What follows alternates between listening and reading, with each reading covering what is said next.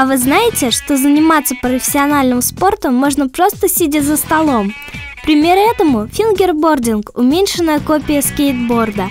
Этот мини-спорт ничем не отличается от большого спорта. Тот же принцип, те же трюки, тот же сленг, только все более миниатюрно. Вместо большого скейта – маленький фингерборд. Кстати, слово фингерборд образовалось от двух английских слов – фингер – палец и борд – доска. И все вместе это доска, которую катают пальцами. И хотя этот вид спорта достаточно популярен среди молодежи, о соревнованиях мало кто знает. Много ли по России проходят таких мероприятий по фингербордингу?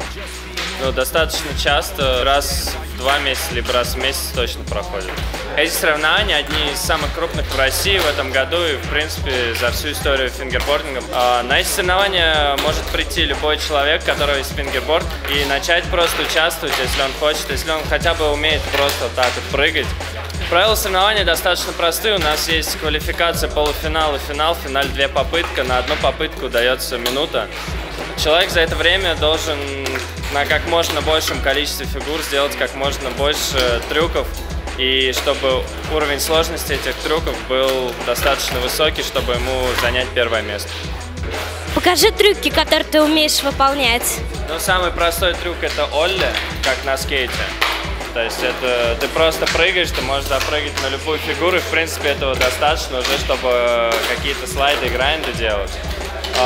Из вращений самый простой трюк – это кикфлип. Родина фингербординга – Калифорния. В 1998 году молодой скейтбордист, который не сумел выйти потренироваться на улицу из-за дождя, создал первый прототип фингерборда. Эта игрушка заинтересовала его отца, и вскоре была создана первая фабрика по производству фингербордов. Для фингербордов даже строят специальные полосы препятствий, как и для скейтбордов. Только они по сравнению с оригиналом уменьшены в 10 раз. Однако, для того, чтобы по полной насладиться фингербордингом, не обязательно иметь у себя дома специальную рампу. Отлично может подойти и обычный подоконник или раковина. Все больше подростков начинают увлекаться фингербордингом. Сейчас в России насчитывается около 10 тысяч фингербордистов. В Москве примерно 1500 человек, но профессионалов, которые постоянно посещают подобные мероприятия, около 100. Основная возрастная группа 14-18 лет, но есть райдеры и младшего возраста. Когда ты впервые начал увлекаться фингербордом?